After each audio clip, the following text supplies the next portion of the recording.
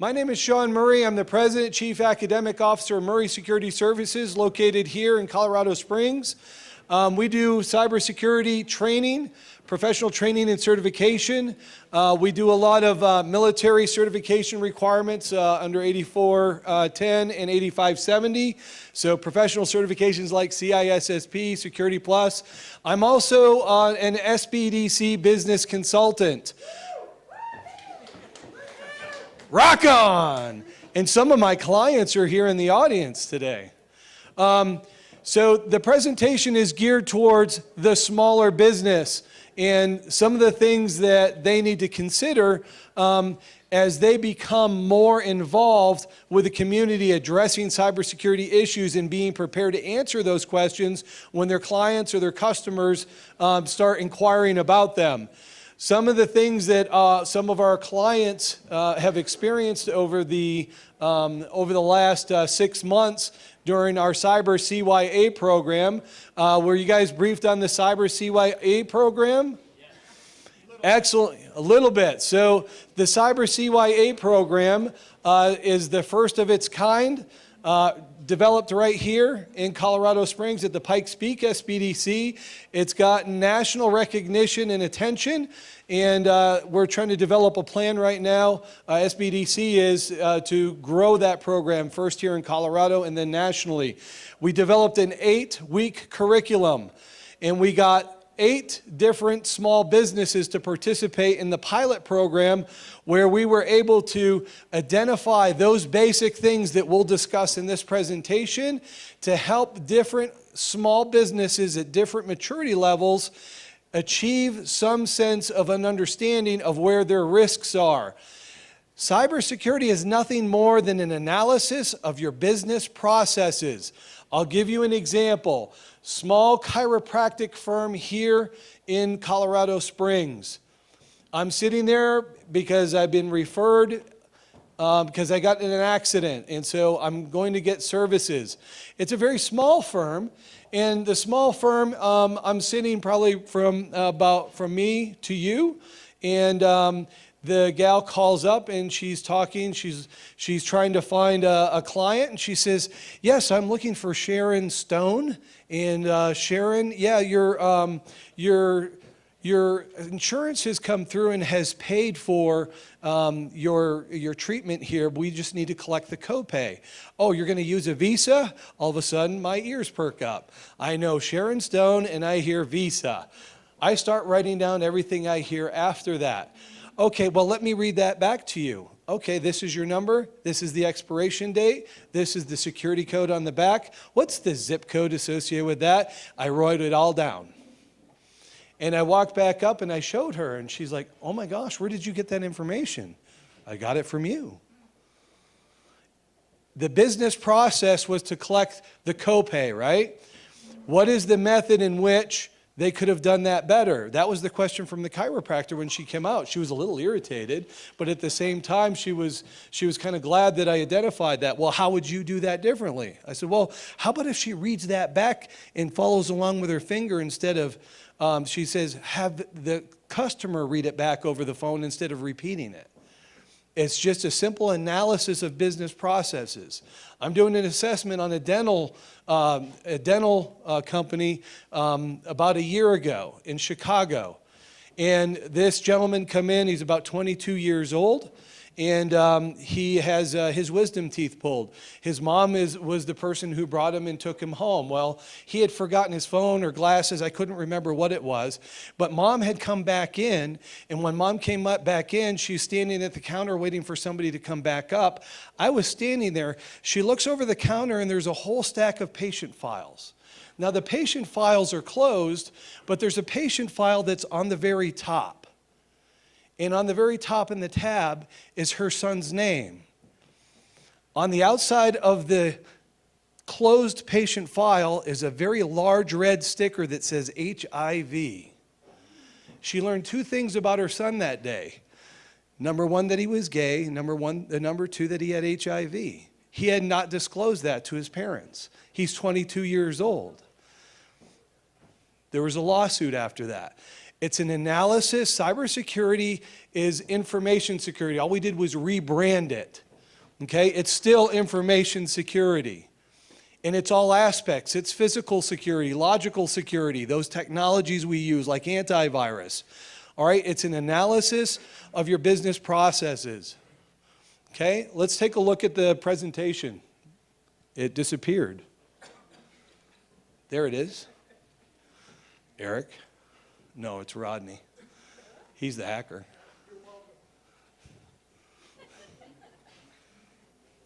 What's going on? All right. All right, let's take a look at the agenda. Discussion is going to go over IT and cyber. So when you hear the word cyber, don't think cybersecurity. Cyber is rebranding of information technology. Cyber is IT. Information security, we rebranded that as cyber security. Governance, is two different approaches. When you think of governance, think of the external laws that we have to comply with. All right? If you're in healthcare, we got to worry about HIPAA. If you're in academia, you've got to worry about FERPA. If you're in financial, all right, and you deal with credit cards, PCI DSS, it's not a law, but if you want to accept or transmit or process credit cards, you have to comply with PCI DSS. Those are external governance requirements. We create internal governance plans, policies, procedures to comply with external governance. It's not very difficult, not even for a small business, to achieve a maturity in your governance. All right, we'll take a look at operations. We take a look at risk management, cultures and attitudes, and I'm going to give you some homework, some things to think about. Go back and take a look at your organization. All right, so I discussed IT and cyber. IT is nothing more than, or cyber is nothing more than the rebranding, the sexy name for IT. Information technology refers to the computer systems, service support contract agreements the business uses to be productive. A lot of organizations aren't IT savvy. You're focused on whatever it is you're an expert in. How many people in the room outsource some type of IT because you don't want to manage it yourself? Yeah, a lot of organizations, including PCI DSS. How many people have purchased Square or PayPal? Yeah, you've transferred the management of that risk. You still have to comply with PCI DSS, but look at your agreement that you have with PayPal or Square, or if you're using a third-party vendor to process your credit card transactions at the point of sale system. Okay, you're still responsible, you're still accountable, you're just transferring the management. A lot of us don't have the skill set, the tradecraft to manage complex IT environments. One of the great things about the SBDC is you can come down and ask, once you're registered, you can ask for a consultant to come out and take a look at your business. How much did it cost, Nancy? It didn't cost anything.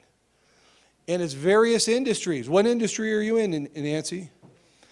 Yeah, transportation and hazmat. She transfers fuel. Kind of complex on the regulatory side just for her industry. Take a look at the IT that she's required to do her business. Very mature processes are in place. She's meticulous, but then there were some additional things when we did her assessment that she didn't think she was going to realize, like, hey, have a backup supplier. Oh, we've got a great contract with someone, and what happened? Yeah, all of a sudden they had to rack and stack their priorities, and the smaller business was kind of pushed to the side. So she had to come up with a different strategy. But again, it's still considered information security, cyber security. All right, cyber is the concept that relates the computing environment to the business environment. Again, everything in cybersecurity is analysis of your business processes and then identifying risk. All right, cyber equals information technology, which is used to enable the business as described in the previous bullet. IT and then IT security or information security. Information security has been around for years. Information security is the holistic approach for identifying, categorizing, and protecting information related to business activities. It's real simple. Written, hard copy. So what did I describe with the patient file? That was written down. The same dental practice had an issue several years before. They had been written up for disclosure of patient files. The issue was they hired a company to destroy, they passed their retention for physical copies of the patient files that were no longer patients, so they hired a company to destroy the documents. Anybody in law enforcement in the room or previous law enforcement? In large cities, one of the things that detectives and cops do is they go to the large dumps looking for evidence. Why? Well, people throw evidence in dumpsters. In large cities, it's a gold mine of different, well, they stumble upon several boxes of patient files. So the vendor, we talk about due care and due diligence. Okay, the written file is part of your information security. Under HIPAA guidelines, you're supposed to protect that special brand of what we call PII, personal identifiable information, right? Okay, PHI is personal healthcare information, and that includes the stuff that's written down. The cops bring these boxes back to the dentist and say, hey, what are you doing? You can't throw this stuff out. No, I had hired a company to do that. Couldn't track the company down. You have to use what's called defensible destruction. What does defensible destruction mean? Yeah, I've got to have some assurance from whatever the organization was or yourself, internal processes that says, I have destroyed in accordance with whatever standard, I'm meeting that minimum standard. And I have a certificate of destruction from Iron Mountain or whatever credible organization provides that service. So if you gave them 722 documents, you have a certificate of defensible destruction from that organization. If they don't do it right, at least you can come back, then you transfer, you've transferred the risk, and if somebody sues you, now you can go after the provider, right? Defensible destruction, that includes your removable media, CDs, thumb drives, hard drives, okay? All right, electronic, computerized information that's processed, transmitted, or stored using computer systems, including fax machines, computers, mobile devices.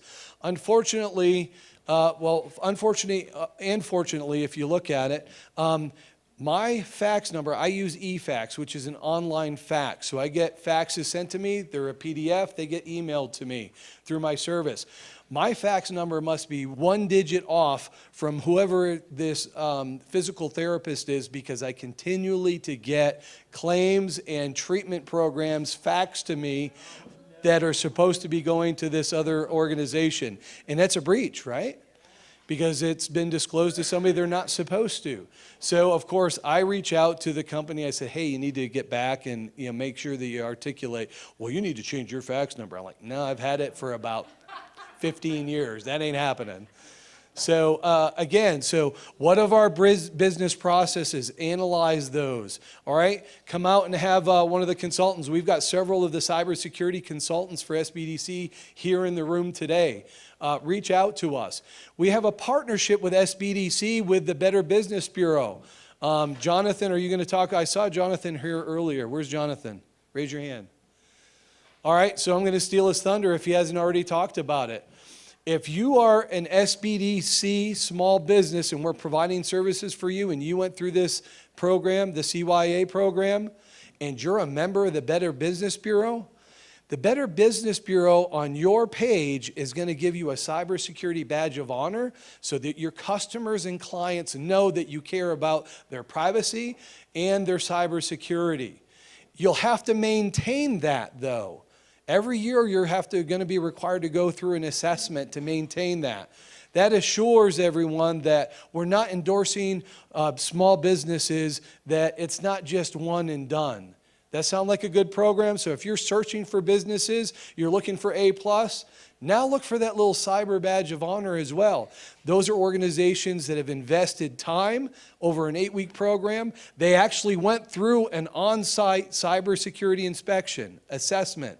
We went up to their organization. We looked at everything. We looked at physical security. We looked at facilities. We looked at files. We looked at governance. We looked at business process flows. We learned things about our own business that we might not have considered before. It was a great time. And the reports and the information that came out, they actually had to brief the rest of the class on what was discovered. Okay?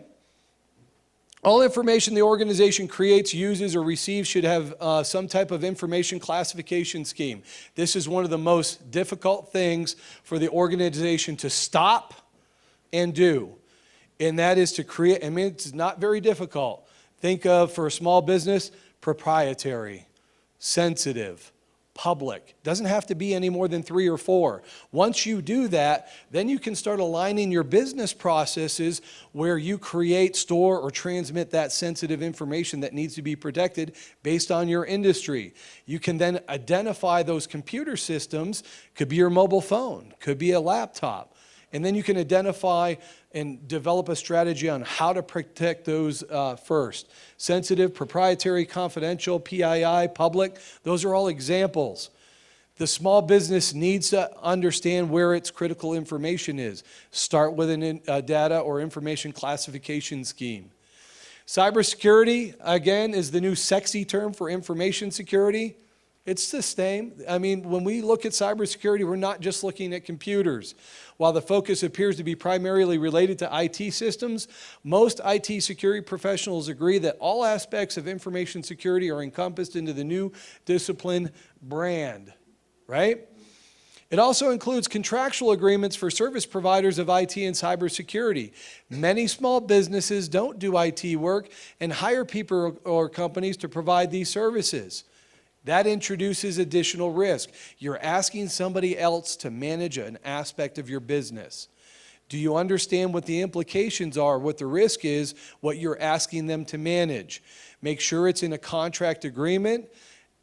SLA, what's an SLA? Service level agreement is the most important part of your contract. That's where you articulate the expectations for whatever the service provider is delivering. They should be measurable, they should be repeatable, and it should identify those things that you're having them manage that is the most critical aspect of that relationship. Okay? Any questions at this point? All right. Who has access to your data and your information? Do you have a non-disclosure agreement? How many of you have non-disclosure agreements with your vendors? How about partners? So one of our clients that went through our program, she identified that she has consultants that she works with that go out and do visits with patients. And so we identified, you know, you need to have a non-disclosure agreement in there. They're doing this. You're 1099ing them as independent contractors, but you need to have an NDA in place that says you can't disclose or discuss any of our client information with those that don't have a need to know. And then, you know what? We're taking a look at the computers. I don't want you doing anything on your own computers. I'm going to buy my own computers. I'm going to issue them out to you. I'm going to have them configured. You're not going to have privileged user access. You can only use them for managing relationships with my clients. These are all things that we discovered when we started looking at the way she's doing her business. Cybersecurity, computers, how do we protect them? Patching, how often do we do patching? You know, patching, when you hear, you know, large organizations, we have a bunch of IT people that are downloading and putting patches. If you're a small business and you're running out of your home, it might be as simple as whatever your vendor patches are. Microsoft, Java, keep your patches up to date. What are your antivirus solutions? Or, you know, we don't do just antivirus anymore. It's a big application that looks at what? It's called an internet security suite. It's probably got a firewall in there. It's monitoring for patches. I use McAfee on my business systems. It constantly goes out and says, hey, you have these vulnerabilities. We've fetched the patches. Do you want to install them? I make it ask me to install them so I can see what they are before I install them. It's not difficult. You can automate the process. All right? Firewall, when we talk about small businesses, you probably are not going out buying an appliance that's worth a couple $1,000s and putting it on your network, right? Well, if you have the ability to hire somebody to do that for you, there is technology out there that's free. pfSense Firewall runs an old Pentium 3. If you don't know how to configure it, hire somebody to come and do it. It's worth a couple $100. At least have the firewall application installed on the systems. You should have a sound VPN solution. VPN solution is when you connect to a public network, such as a hotel or Starbucks or wherever it is you're connecting. Remember, you're not the only one using that network. If you don't secure that connection that you're on their network, then everybody else gets to see what you're doing, depending on the application that you're using. A VPN connection, there's free software out there that helps you do this. One of our business consultants for SBDC, Mark Spencer, did a great presentation a couple years ago on how to do cybersecurity on a shoestring. There's lots of free tools that are out there to help you secure your system and your environment. Come by and see Mark and see what his plan was. It might be something you want to adopt to your organization. Have separate accounts. How many people in the audience have their own computers but are logged in every day as a privileged user? That means you can install things directly from that account. Even on my own computer, I log in under a regular user account. That means if I want to install something, I either have to elevate my privileges or I have to log in as a privileged user. If I get a compromise, I want to be compromised at a lower authority level on my system instead of a higher level, because that attack may assume the authority that I'm logged into. As a privileged user, that could be significant, whereas a regular user, it may, loser, right? There's an oxymoron. As a regular loser, if you don't configure it right. So have an understanding of that. Antivirus Internet Protection Suite. We don't just buy antivirus anymore. It really does come as a protection suite. Think Symantec, think Kaspersky. I was waiting for some. Yeah, no, we don't want Kaspersky. Helen Robinson wrote a great piece on Kaspersky last summer. What's the issue with Kaspersky? Where's it made? It's Russian, right? The U.S. government said, yeah, we're not using Kaspersky on any more government networks. Russian business network, possible ties there. And then Kaspersky comes back and says, well, make a new version for you guys, right? Yeah. So what does that indicate? Maybe there's some truth to the initial implementation, right? No, Symantec, McAfee, Panda, whatever the good ones are that are out there. Separate your accounts. Have a regular user and a privileged user account. Only use the privileged user account when you need to install or configure something. Log out, log back in. One of the other things I try and tell people, I've got a question here I'll get to in a minute. If you've got a computer you're using for your business, you don't want to use Microsoft Windows Home. Use Microsoft Windows Pro. Rodney, what does Pro give me? Advanced security features. Advanced security features like encryption, BitLocker.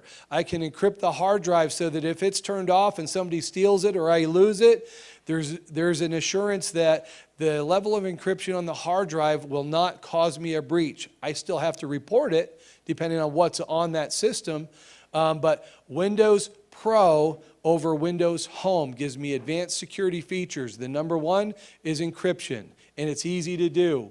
You set it up when you set up the computer. You store the key off-site so that if you ever need to get into that system, you can use that backup key. We had a question over here. Are these slides going to be made available? Yes, all the slides have been provided to SBDC. Ekta, will they be on the site? Yes. So yes, you will have access to the slides. Cybersecurity, computers, protection, passwords, complexity. You know, there's NIST just published a new document. NIST is the National Institute for Standards and Technology. It's a U.S. standards organization in partnership with Homeland Security. They just published a new document stating that, you know, using passwords with uppercase, lowercase, and numbers and all those complexities is not as good as using long passphrases without all that complexity now. But whatever the strategy is, make sure that you consider strong passwords when you're securing your resources, okay? I even use these on my flash media and on my USB thumb drives. I encrypt using BitLocker. I use long passwords on those devices as well, All right? Don't share them. Don't write them down. I've walked into organizations and there it is right there next to the router. Hey, here's the router's login. And I see people looking down and smiling. Right? We all do it. It's, we do things that are of convenience that add risk and we don't even realize it. Have somebody else come into your organization that's a different set of eyes and they'll identify risk for you. All right, don't use the same password for all of your accounts. Here's a homework assignment for you. KeyPass. KeyPass. 256-bit encrypted password vault, free and open source. It's so good that I used it in a highly classified environment leading the Army defensive cyber operations. We had so many passwords for all the various systems we logged into that we used KeyPass to manage our passwords. It's a very good password vault utility. On your mobile devices, there's some good ones out there as well. Stop by SBDC, talk to some of the consultants. We'll help you figure out what that is. All right? And have a policy. How often do you change the passwords? Is it the same password you had 3 years ago? Let me tell you, even myself as a cybersecurity person, I have been somewhere, I use a password scheme for what I call garbage accounts, where you have to go register on some, and all of a sudden you're starting to get all kinds of stupid feeds, but you had to register for whatever this dumb account was. I use a garbage Gmail account for that. And I use a password schema that's not very complex because I really don't care about that account because it's just some type of feed or I had to use it to register. Who has heard of the email scam that's coming on right now? Hey, this is your login, this is your password, and hey, guess what? We've been watching you on your porn sites. And we hacked into your camera. We also have the screenshots of what you were looking at and what you were doing while you were looking at that. People have committed suicide over this. $12 million a month over the last 4 months submitted to BitLock. This is a scam, but people are believing it. They got my username and password scheme I must have been on a public network, needed immediate access because I travel a lot, and they were able to get a login that I use for garbage accounts with the password scheme that I use. And I was like, you've got to be kidding me. Just one lapse. And they were able to get that from me. And that had to have been this year. And I continue to get the same, this scam. And the other thing is they're spoofing my own email address and sending it from my own account. The appearances, they're not really in my account, but they're spoofing. So look at these types of things. This is one of the reasons why we want to use VPN when we're on public networks, right? KeyPass. Mobile devices, protection. All right, even our mobile devices, how many of you enable what you do without that mobile device? You can't conduct business on a regular day. I have 2 of them. And I manage communications through, about the only thing I'm in for my business is LinkedIn, but I have a lot of communications going on globally. I'm a global company, and I have lots going on there. Do you stay logged into your social media apps or do you log out? If you're logged into them and you are connected to a public Wi-Fi going through a store, they're tracking everything that you're doing, where you're going. All of a sudden, hey, my wife she goes, every time I'm in King Soopers and I walk by the dog food section, I get a 25% coupon. Sweetheart, we're a cybersecurity company. Log out of your social media and all those other applications. What is federation? Federation is a bind between a normal account you use regularly and another account that you might be interested in. How many of you have a bind or a federation between your Facebook or your Gmail account and other accounts? Hey, you don't have to create a username and password. If you've got a Facebook account, hey, just use that and we'll bind those accounts. That's called federation, transferring your identity and your authorization for the convenience of the user. Try not to do that unless there's a strategic reason to do that. Governance, what laws does the business need to comply with? It's based on your industry. HIPAA, FERPA, GBLA, FISMA. What's GBLA? Yeah, if you're in the finance insurance industry, you've got to comply with this, right? Based on business activities.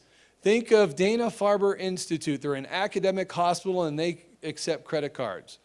What is their external governance that they've got to comply with? Just based on me telling you that. PCI, because they take credit cards. HIPAA, because they're medical, right? But they're an academic hospital. FERPA, right? The rules for FERPA are if your school, public or private, receives any type of sustenance from the federal government, you are required to comply with FERPA. I've gone and done assessments on private schools. We don't receive any sustenance from the federal government. I says, well, do you have a disadvantaged lunch program? Yep, you got to comply with FERPA. All right, so what standards should the business need to comply with? So we talked about PCI DSS. What's GAAP? Generally Accepted Accounting Principles. NIST, we talked about NIST. Some organizations choose NIST because it's free.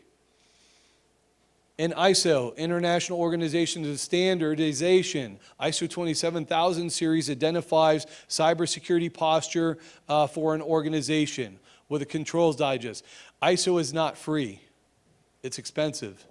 But if you're outside the United States, most organizations, if they're implementing a framework, are implementing ISO.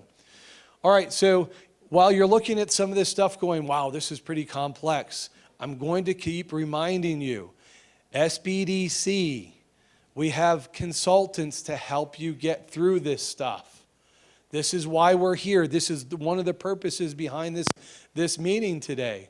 This conference is to help organizations identify their business processes and get through those challenges. Was it really difficult to go through the program, Nancy? How much did you know about cybersecurity before you went through the program? 0, right? It's a good story.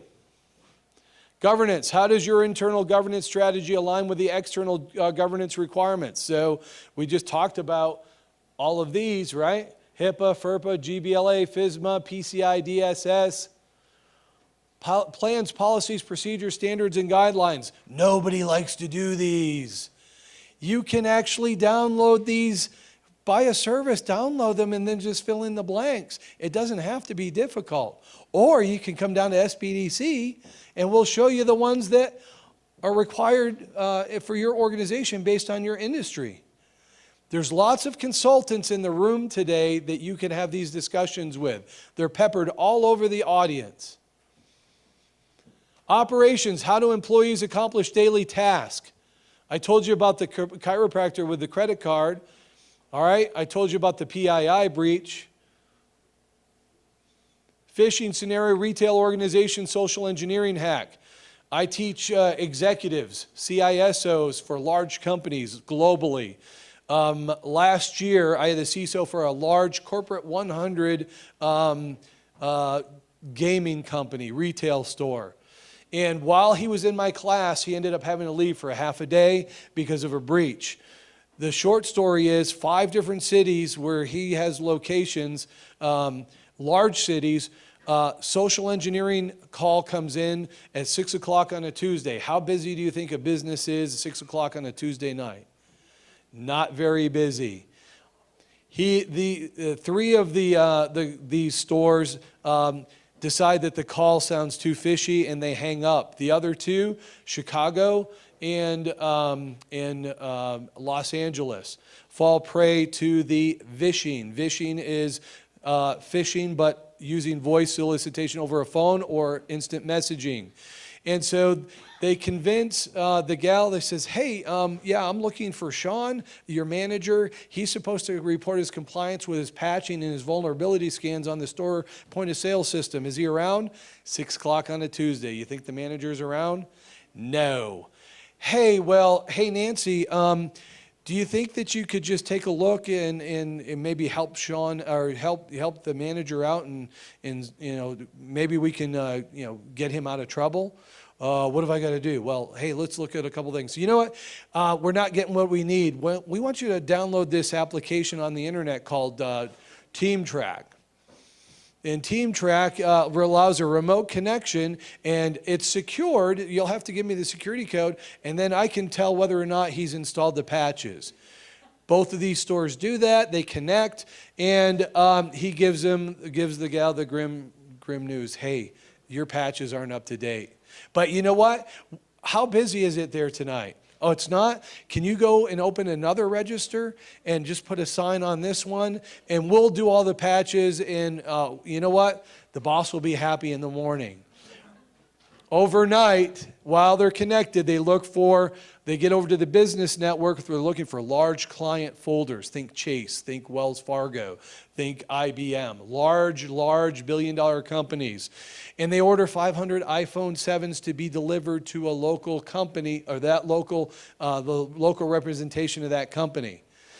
And it's successful. Within 24 hours, they lost 500 iPhone 7s times 2. The retail value, $800. $800,000 worth of iPhone 7s delivered to both of those companies by FedEx. 10 minutes after the FedEx driver leaves, an impersonating FedEx driver goes up and says, hey, Jim, sorry, you weren't supposed to get that package. We need it back. The most risky part of that social engineering attack was the impersonation. What I think is interesting about the story is, if you know anything about iPhone 7s, I can kill all of them. But if you think about it, if I'm selling iPhone 7s, I don't care about that. All I'm trying to do is offload it somewhere. Somebody will have to pay for an iPhone 7 that will be disabled pretty soon.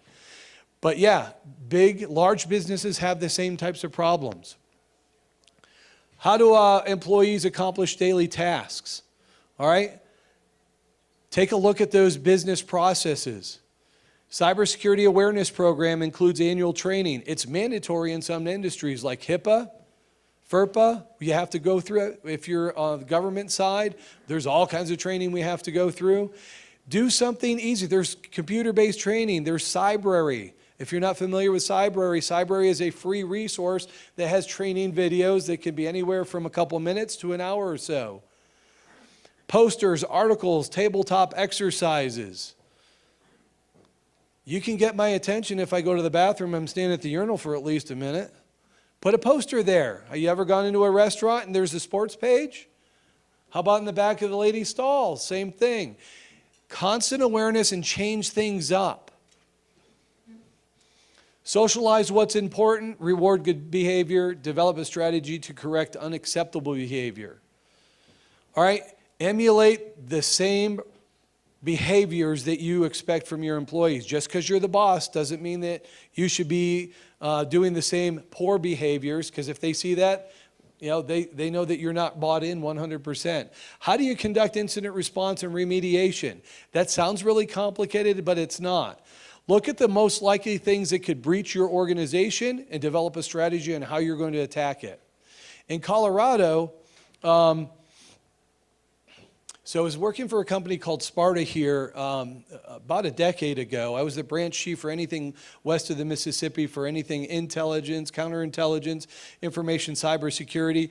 And our HR person, when she onboarded a new employee, she would send out an email with all the new employees and where they were working. Working for Shawn at Offutt in LA, and welcome them. When you see them, welcome them to the team. And she would grab a picture of each one of them that we use for their employee IDs, so you would know who they were. When you saw them, you could say, well, instead of grabbing Jim's picture, she grabs his entire onboarding PDF, his I-9, his Social Security card, his passport, several pieces of identification, and distributes those out to over 500 people in 4 states. How do you conduct incident response and remediation? So when we talk about rewarding good behavior and trying to correct bad behavior, we analyze that business process. Hey, she's notifying us of the new employees. That's a great process. But the pictures are co-located with very sensitive information. She accidentally grabbed the wrong file. They let her go. And that, in my opinion, that's a training opportunity. Okay? Under Colorado law, because none of the other laws, the federal regulatory laws apply here, Colorado law says PII is only considered to be PII if it includes your Social Security number. Everything else, if it doesn't include your Social Security number, it's not considered PII. And the breach laws say you have 24 hours to notify the employee. Well, we didn't have to do that. He got notified when he received the email. But we had to pay for credit monitoring for him for 1 year. Can your organization absorb that cost if you breach 1,000 people? Cybersecurity insurance. You can get up to 80% protection, but you have to do your due care and due diligence. Cyber insurance companies now are looking at, do you have a firewall? Do you have a policy? Do you have sound business practices? I want a third-party assessment to come in and tell me that you're doing it. Because if you don't, they're not going to pay out the policy. Okay? Internal call trees, external law enforcement, federal or state. Believe it or not, even as a small business, you can call the local FBI office. They're up in Denver. They will come down and help you. If you think you're attacked or breached, they will come down and help you. Heather Hobson is the special agent in charge, very good friend. She is the special agent in charge of the cyber operations at the Denver field office. And what they do is they help businesses, large, medium, and small. Risk management, IT and cybersecurity risk is a business process or activity. We have 4 different primary methods for dealing with risk. We mitigate it by applying some type of control mechanisms to reduce it to an acceptable level. We accept risk. If it doesn't apply, then we don't do anything. An example, in my environment, highly classified network, PCI DSS, 5 PCI DSS vulnerabilities on my highly classified network. Am I going to patch those? I'm not connected to the internet. I'm on a highly classified network. Applying those patches may disrupt a function on that system because it needs to have high availability. So again, if it doesn't apply, you may accept that risk. You've recognized it, you've identified it, but you're going to accept it. Or you transfer it. I blame Jim. That's transfer, right? No, so you transfer by purchasing insurance. All right, you still have to do due care, due diligence, or you outsource a business function because you don't have the trade craft or the skill set to do it. A lot of times we do that through our purchasing programs. So PayPal, Square, right? Point of sale systems. All right, transferring the risk to someone else. They're managing it, you're still responsible and accountable. Don't ever forget that. Cultures and attitudes. What's a culture related to security in your organization? Should be supported at the top. I go into some large organizations when I'm doing an assessment. I want to see all your incidents over the last year, and I want you to break them down by department. HR had 6, research and development had 70, sales had 7. Where's my problem area? Research and development. If the CEO has a sound cybersecurity awareness culture, it may not be shared with the business unit manager in R&D. And so what's going to happen? All the people who work for them are going to share the same culture. Sometimes you have to slay a lion. Else in the organization can see the organization is serious about cybersecurity. Should be enforced. Sometimes you need to slay a lion and then be consistent. Practice and emulate the same exact security concerns that you have from your employees. Homework. We're getting towards the end here.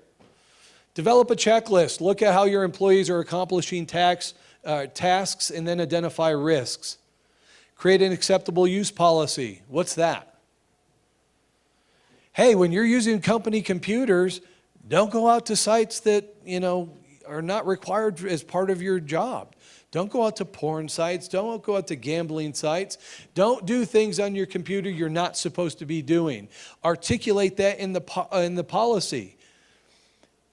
Privileged user policy. If you have people who have administrative access to your systems or even to your online websites, and they can manipulate your data or manipulate your systems or your environment, you should have a privileged user policy. They should be accountable with a signature. Make sure that they understand and then have that non-disclosure agreement on file as well. Develop strategies to protect disruption to your business. All right, identify multiple resource sources, protect and back up your data and information, and then cross-train critical personnel. I call it the RIP model.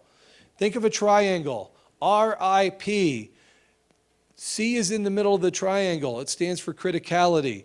Identify the most critical resources, information, and personnel. Who's the most important person in the business? It might be you. What about payroll? Do you have somebody else who can do payroll if your payroll person's not available? That's a critical business process.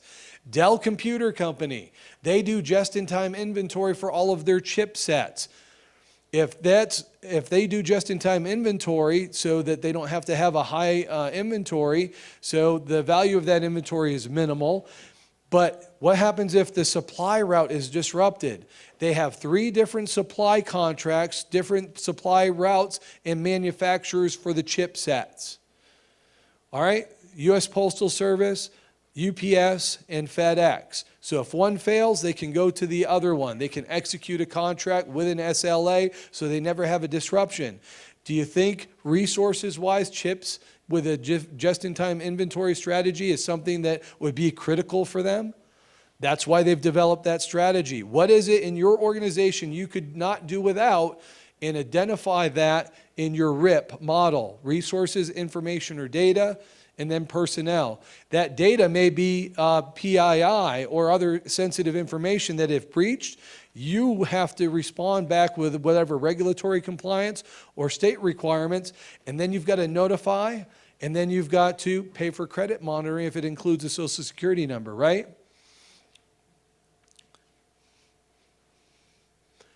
All right, your checklist, create an information classification scheme. I told you about that. No more than 3 or 4. Confidential, sensitive, proprietary, public. Okay, categorize the information, identify those computer systems that inherit the scheme, protect them as well. Do not make it complex, at least identify the important information that you think should be protected and categorize it. It's going to take an investment in time. We're so busy trying to run and grow our business, we don't do the things that could get us in trouble. A simple breach could ruin years of hard work. Slow down, take a look at your processes, and identify the risk. Let us at SBDC help you do that. How are you vetting your service providers? Do you have SLAs? Do they have insurance? And do you have NDAs in place? These are all things that you need to have in place with your vendors as well. If they say they don't want to do it, you don't want to do business with them. Move on. You don't have to be tied to them. Go ahead with a question over here. Yes, so of the assessments you've done so far, do you find that the majority of the fixed actions cost, or were they mostly business practices and just some investment of time like you said before? So can I pass that question off to you, Nancy? Did you hear it? So the question is, of the assessments we have done, state it again? How much of the changes had a cost associated with it as opposed to just like an investment? Right, so how much did it cost as opposed to just redoing your business processes? What do you think, Nancy? Yeah, it was pretty equal. Not everybody's the same. Some are really home-based business. Nancy's not. She has a brick-and-mortar office. But, you know, you identify when we talk about like the computer systems, almost everybody said, yeah, XP Home, we got to get rid of that. I'm not doing any, I'm going to have a personal computer for my personal computing. I'm going to invest in purchasing a computer for my business. That was probably the biggest cost, as I recall, out of everyone.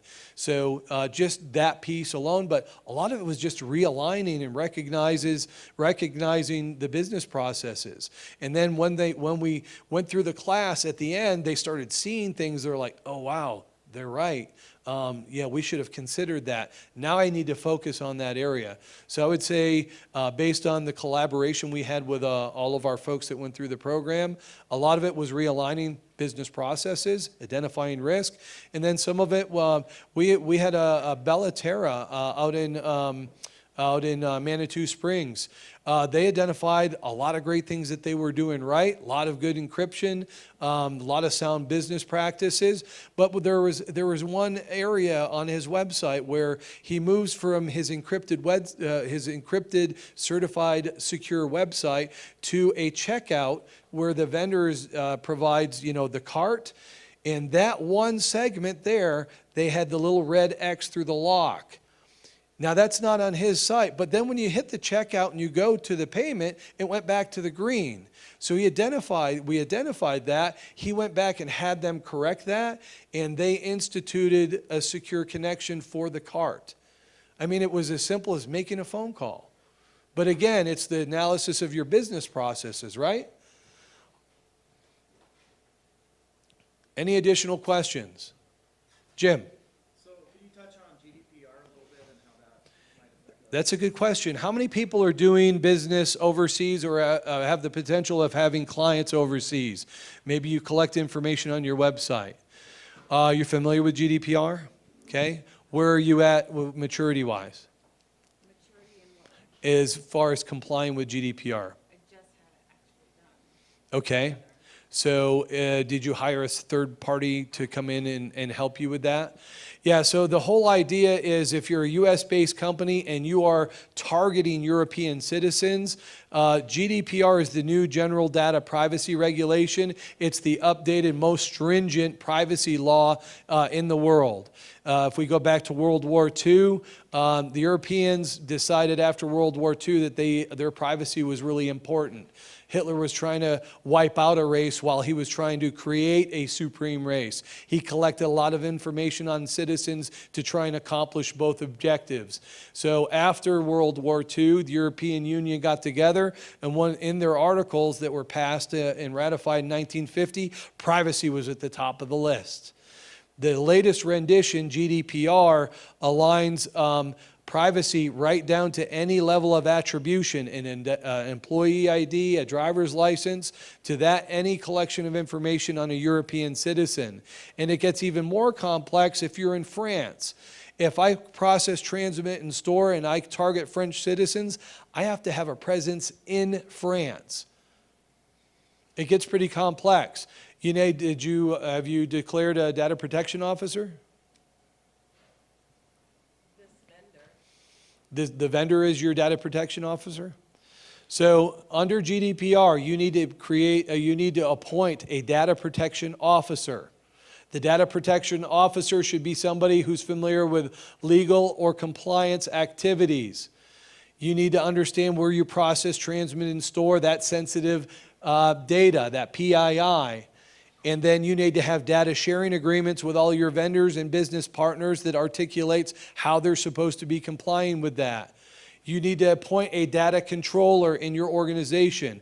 If you're outsourcing this, take a look at your contracts. Make sure, because even if you're outsourcing it, who's still responsible at the end of the day? You are. But GDPR, if you're specifically targeting and collecting information on European citizens, you do have to comply with GDPR. Any other questions? Go ahead. As far as the Wi-Fi in the public arena, when you're logged on to Wi-Fi, if I don't want to shut down all my apps when I walk into a space, if I just go to airplane mode, is that? Sure. Yeah, if you're in airplane mode, I would take a look, make sure your airplane mode includes disabling your Bluetooth if it's on your system as well, because that's another attack vector, right? Any other questions? One of the things that, go ahead, sir. What about SaaS or cloud-based All right, so SaaS, if you're not familiar, SaaS, software as a service. A lot of organizations don't have, can't afford their own infrastructure, can't afford their own IT environment. So a lot of organizations are outsourcing to the cloud, and there's various renditions of the cloud.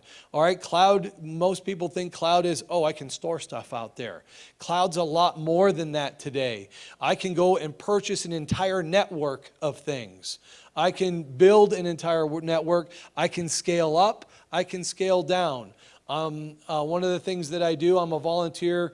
I'm a director on the International Board of Directors for ISSA International. When we do our conferences and we do our cyber attack programs, our cyber Olympics, we will purchase and scale up a large platform in a controlled environment and allow hackers to attack each other to try and improve their skill set. So we only pay for that service as we're using it. But to go back to the initial question, what considerations? I always tell everybody, if it's sensitive data that you're putting in the cloud, encrypt it. The big problem with that, the big challenge that you have to solve is key distribution, who's got access to that encryption key. But remember, at the end of the day, that contract period with the cloud provider, how are they sanitizing your media?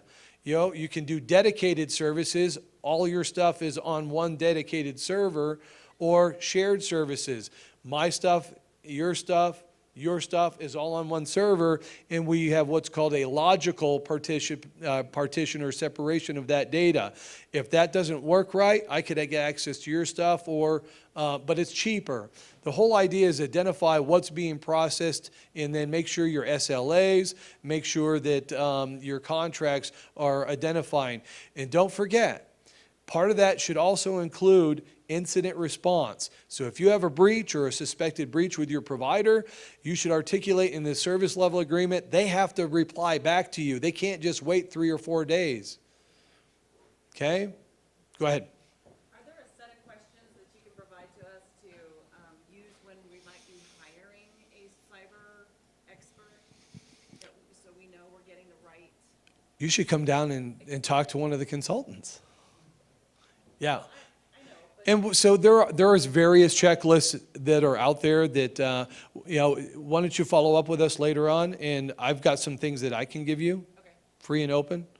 It's things that you should consider when you're looking at those contracts. Go ahead.